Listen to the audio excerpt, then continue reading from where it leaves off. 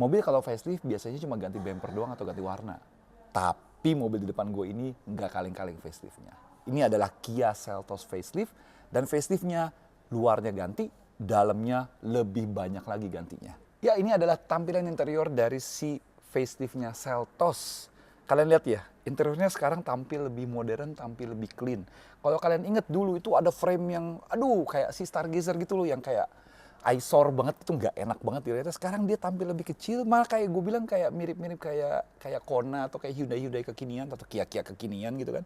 Tampilannya juga jadi lebih bersih, tetap kayak drivers oriented, agak miring dikit. Setirnya biarpun detail-detailnya masih sama, tapi di sininya beda banget. Tombol-tombol di sininya juga jauh lebih modern, masih dengan tampilan AC digital dan AC-nya sudah dual zone. Jadi fiturnya udah nambah nih. AC dual zone, masih ada wireless charging, ya. Drive mode-nya di sini juga masih sama. Hilang sudah tuas rem tangan yang buat ngedrift, nggak bisa ngedrift juga sih, karena sekarang sudah digantikan dengan tuas electric parking brake di sini dan auto hold. Tambahannya lagi yang menariknya juga adalah, lihat dong, sekarang dia sudah dilengkapi dengan sunroof plus panoramik sampai ke baris keduanya dan gede banget sampai ke belakang. Lengkap kan jadinya kan? Sisa detail-detailnya sebenarnya hampir samanya. Joknya juga biarpun desainnya baru ya, gue jujur ya pribadi gue lebih suka desain yang sebelumnya dan feeling gue joknya ini kulitnya agak sedikit lebih kaku, lebih keras dan kayak lebih kecil. Yang dulu tuh kayak bolster supportnya lebih gede dan joknya lebih lemes. Cuman ventilatornya juga masih tetap ada. Terus dia detail-detail lainnya segala macamnya juga masih sama versi sebelumnya. Ada tambahannya lagi nih. Yang dulu gue nggak suka dari desainnya si Seltos itu, dia agak terlalu boxy ya, terlalu kotak dan terlalu banyak kayak trim-trim yang piano black yang cepat gampang kotor. Sekarang dia gantikan dengan trim yang lebih clean.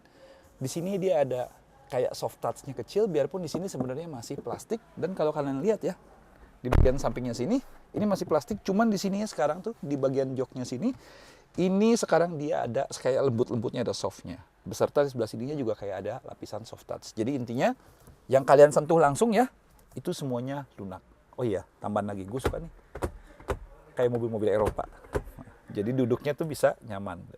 Tambahan lagi juga di sini masih ada HUD ya, head up display yang langsung diproyeksikan ke kaca bagian depannya. Oh iya, desain speakernya juga agak berbeda ya. Kalau dulu dia kayak lebih bulat-bulat gitu, kalau dia sekarang lebih kotak dan kayak ada teksturnya gini. Cocok sama keseluruhan elemen desainnya. Dan seperti yang gue bilang di awal video, bahwa mobil ini ketambahan fitur yang seabrek-abrek. Bener. Karena dia sekarang sudah dilengkapi dengan ADAS. Nah, kalau kalian lihat sebelah sininya ya, tuh, ini gue suka nih. Dia sudah dilengkapi dengan Adaptive Cruise Control. Jadi, di luar Adaptive Cruise Control, dari sini dengan kameranya segala macam yang bisa kalian kontrol, dia juga ada Forward Collision Assist, blind spotnya, biarpun blind spotnya belum yang model yang tampilin di gambar ya, yang ada kamera di sampingnya belum. Dia baru indikator doang. Terus rear cross traffic, junction assist, segala macamnya juga sudah ada dan sekarang sudah lengkap. Tapi uniknya lagi itu cuma tersedia di varian yang turbo, yang 1,5 turbo. Jadi sekarang si Seltos facelift ini punya dua varian, yang satu 1,5 biasa, yang satu lagi 1,5 turbo. Bedanya cuma di ADAS-nya. Tok. Asik ya? Jadi ada pilihan. Nah, sekarang kita di bagian baris kedua atau di bagian belakangnya si Seltos facelift. Gua sukanya dari mobil ini adalah dia tuh karena panoramiknya sampai belakang ini, kesan roominess-nya, kesan lapangnya itu jadi kerasa banget. Ini posisi duduk gue tadi, gue masih ada sisa legroom yang rada lumayan di sebelah sini, biarpun kaki nggak sampai ke depan banget. Headroom juga biarpun ngepas ya, tapi masih oke. Dan yang pentingnya, kursinya ini sudah recline. Tuh, jadi bisa dibikin agak rebah begini, duduk perjalanan panjang tuh masih lebih enak. Plus, dia sudah ada support di sini, sudah ada armrest.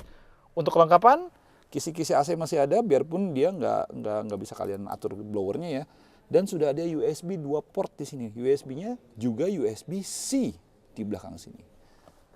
Lumayan ya, lumayan banget ya. Oh iya, sebelum kita ke eksteriornya, gue mau highlight dikit. Mobil ini buatan India, tapi in a good way. Kenapa? Karena build quality dan kualitas perakitannya ini India yang bagus. Semuanya kerasa solid, semuanya kerasa mahal dan enak dipegang. Dan gak ada tuh gap-gap yang aneh-aneh atau plastik-plastik yang sampai cross-cross, sampai kasar atau jelek gitu loh. Benar-benar kelihatan beda levelnya dibandingin rakitan-rakitan India lainnya. Kita ke eksteriornya. Yuk. Nah, ini adalah eksteriornya si Seltos facelift. Memang ini sudah dikeluarkan di India beberapa lama ya, tapi baru nyampe di Indonesia dan ini jadi tampil lebih segar. Kenapa lebih segernya? Sekilas ini mengingatkan gue sama si Grand Carnival yang baru atau kayak Sorento luar negeri. Kenapa? Grillnya yang tadinya potongannya di sini, sekarang grillnya sama dia dilebarin ya. Jadi kelihatan lebih wide, kelihatan mobilnya lebih keker. Terus LED DRL-nya sekarang disambungin sampai ke tengah-tengah sini. Jadi ini kalau nyala nih ya, ntar habis ini gue nyalain coba ya. Ini kelihatan LED DRL dari ujung sampai ujung sini. Kelihatan atraktif banget. Plus detail-detail kecilnya juga mereka tetap perhatikan. Contoh paling gampang di sini. Fog light-nya yang LED semua, tadinya itu cuma 3 lampu, sekarang mereka tambahin 1 lampu lagi jadi 4 lampu yang jauh lebih kecil-kecil dan bikin dia kelihatan lebih menarik kalau lagi dinyalain. Overall penampilannya jadi depannya itu jadi kelihatan lebih agresif, lengkap dengan tiger nose aksennya di grill bagian depannya. Sampingnya gimana? Kita lihat. Nah, di bagian sampingnya sendiri sebenarnya desainnya tidak ada perubahan dibandingin versi sebelumnya atau versi pre-facelift-nya.